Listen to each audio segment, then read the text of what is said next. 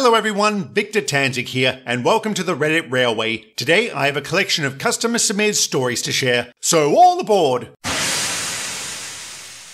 Me and my brother went to the same high school but were in separate grades. Like most American high schools, ours was located on a main road within walking distance of various businesses, restaurants, grocery stores, gas stations, etc. There was also an empty lot nearby and nobody knew what was going there. Now, an important thing to know is that everyone loves Chick-fil-A, as it's the best place to get chicken. Well, my brother decided to start a rumor just for fun that a Chick-fil-A would be built on the lot. It spread like wildfire through the school. Everyone was excited about the possibility, even the teachers. It got to the point where my brother believed his own rumor. It persisted for the entire year and ended when we found out an auto parts store was going to be built on the site. Oh well, it was still fun, especially when I found out my brother had started this madness. Wow, just goes to show how powerful rumors can be. This Chick-fil-A place must be real popular. I've never been to one. As far as I know, there's only one, maybe two here in Australia. Our equivalent would likely be Red Rooster,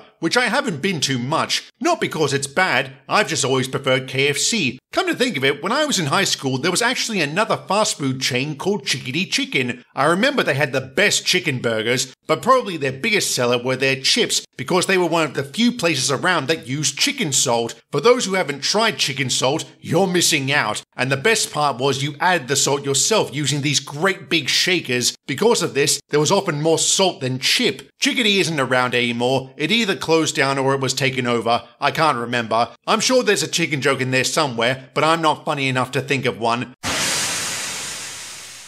I got together with my girlfriend after she left an abusive relationship with a really toxic guy, whom I had the displeasure of meeting. The guy seemed nice, but she said he was always asking her for money. 2 months after we got together, things started to change. We would constantly argue over the phone. Her insults hit really, really low. She always blamed this on her abusive mother, whom I also met. The arguments got worse, and I was stressed and anxious all the time. She then began comparing me to her ex, saying how I'm just like him. This isn't true. I never asked her for money or forced her to have sex. Finally, I couldn't take it anymore. I told her we should go on a 1-week break. She was furious, saying she couldn't be emotionally attached to someone who was breaking up with her. Within a day, we got back together. However, things got worse. She started checking my phone and restricted the number of people I could talk to online, especially if they were women. She then started hanging out with a male friend of hers, going so far as to cancel plans with me to spend time with him. Then one day, she got on my case about a female friend of mine. She thought something was going on between us. I tried to tell her there wasn't, but she wouldn't listen. That was the last straw, and I ended things with her. It didn't take long for her to find someone else. Truth be told, I had suspected for a while she was cheating on me.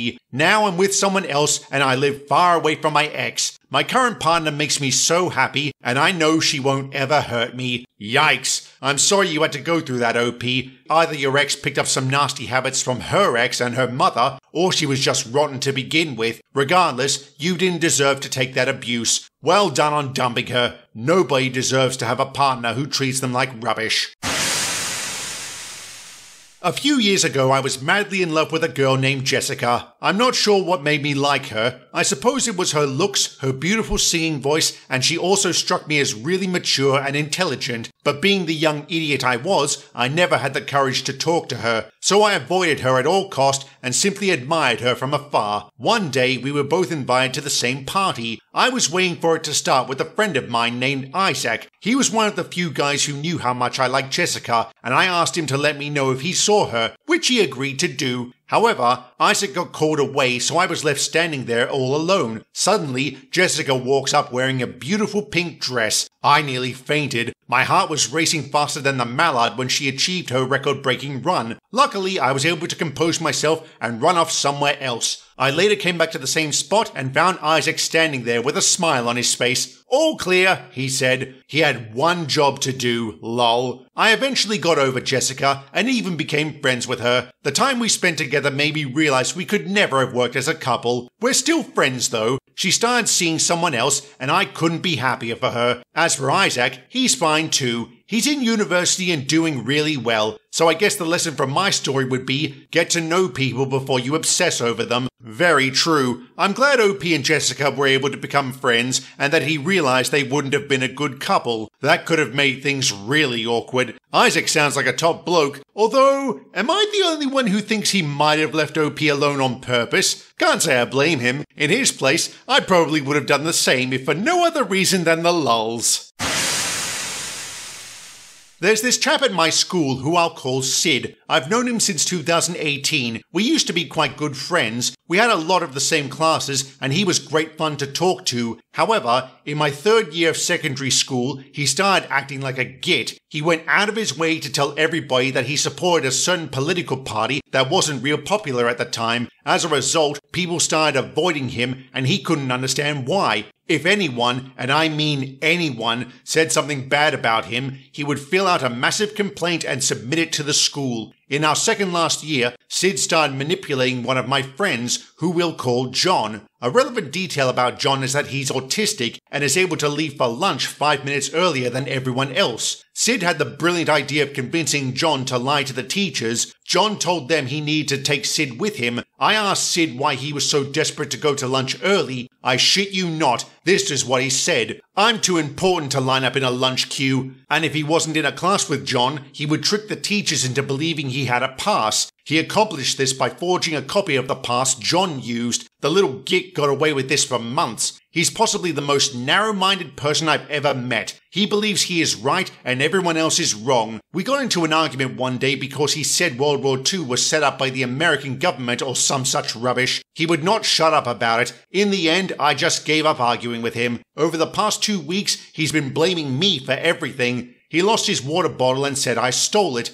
I got in trouble for that. Someone raided his political Discord server and he blamed me. I got in trouble for that one too. The same day this happened, he sent me several messages, one of which read, "You're the worst person ever born. I hope you die horribly. I bloody well hope this git gets what he deserves." Me too. This guy sounds like a real mongrel. He's also not your friend, OP. For your own sake, cut him off and block him everywhere. Aside from being a bully and a malcontent, Sid is clearly an idiot. World War II was set up by the Americans? Right. And I suppose 6 million Jews also went on holiday during that time.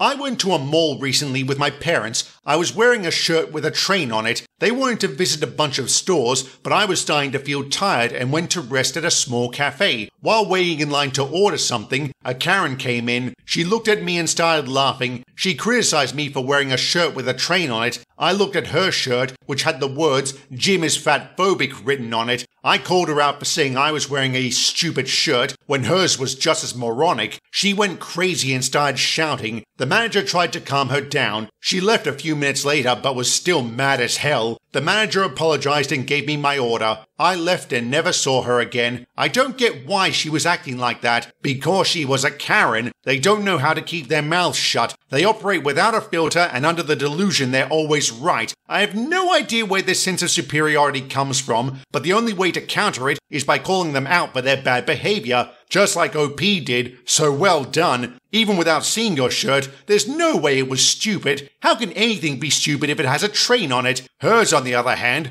what do you want to bet this woman weighed a metric ton or thereabouts? Fuck you, Karen. And with that, I'll end the video here. Like, share, and subscribe if you haven't already, and leave a comment down below. Thank you very much for watching, and have a good one.